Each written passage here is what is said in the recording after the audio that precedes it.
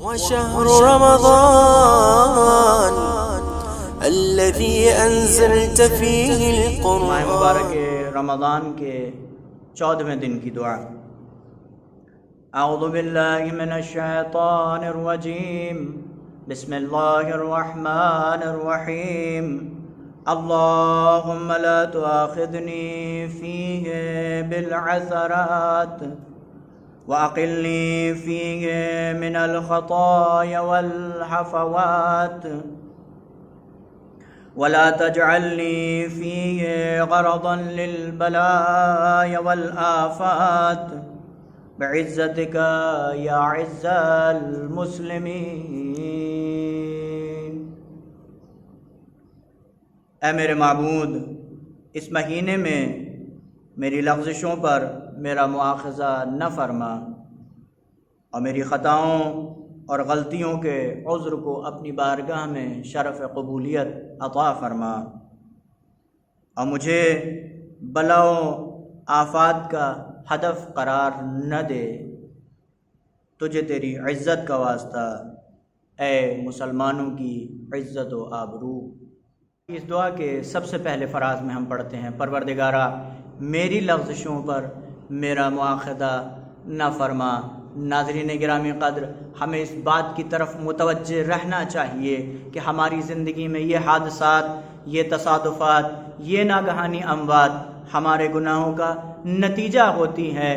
اگر ایک انسان نماز اول وقت کو ترک کر کے دوسرے کاموں میں متوجہ رہے اور نماز کو اس کے سر وقت پر انجام نہ دے تو یہ نماز اس کے لیے بد دعا کرتی نظر آتی ہے. نماز کہتی ہے: ضیعک اللہ کما ضیعتنی، جس طریقے سے تو نے مجھے ضائع کیا ہے اس طریقے سے پروردگار عالم تجھے ضائع کر دے. لیکن اگر یہی انسان نماز کو اول وقت پڑھ لے، نماز کو سر وقت انجام دے تو یہ نماز ارشاد فرماتی ہے، نماز کہتی ہے اس بندے کے حق میں دعا کرتی ہے. نماز کہتی ہے: حفظک اللہ کما حفظتنی، خدا تیری حفاظت کرے، خدا تیری محافظت کرے جس طریقے سے تو نے میری محافظت کی ہے. اور اس کے بعد ہم پڑھتے ہیں: اللہم اقلنی فیہ من الخطایا والحفوات. پروردگارا، میری خطاؤں اور میری غلطیوں کے عذر کو اپنی بارگاہ میں قبول فرما. ناظرین گرامی قدر، اقالہ کیا ہے؟ اقالہ علم تجارت کی ایک اصطلاح ہے. اقالہ کیسے کہتے ہیں؟ اقالہ ایسے کہتے ہیں کہ اگر ہم کسی دکاندار کے پاس گئے اور کسی دکاندار سے جا کر ہم نے کسی چیز کو خریدا، اب اس کے بعد خرید کرنے کے بعد اب ہم پشیمان ہیں، ہم اس چیز کو اپنے پاس نہیں رکھنا چاہتے ہیں اور اس چیز کو واپس کرنا چاہتے ہیں.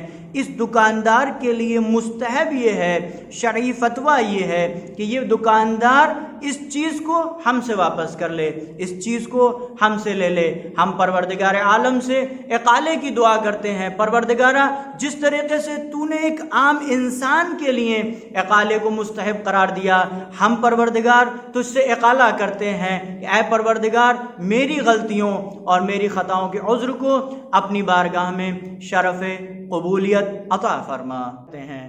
پروردگارا، مجھے بلاؤں اور آفات کا ہدف قرار نہ دے. یہ زلزلے، یہ سیلاب، یہ وبا، یہ بیماریاں خداوند متعال کی بلاؤں اور آفات کے تیر ہیں جو انسان کو آ کر لگتے ہیں. انسان اس کائنات میں جو بوتا ہے وہی کاٹتا ہے.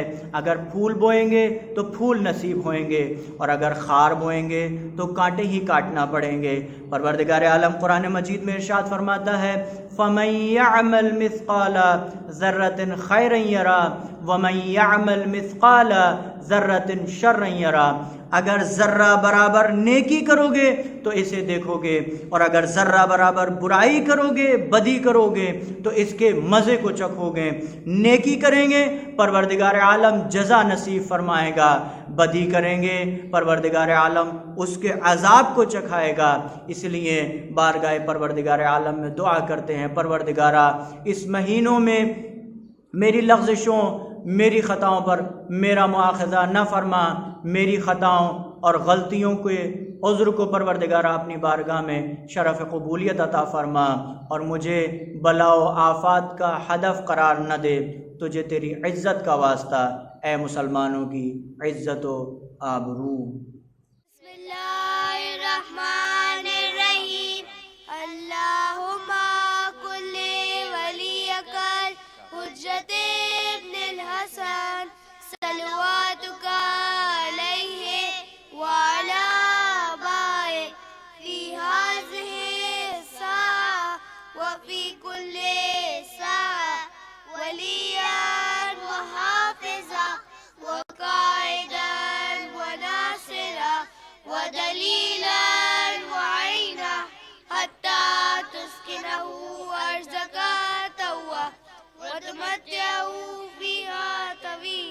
من محمد وال محمد صلوات.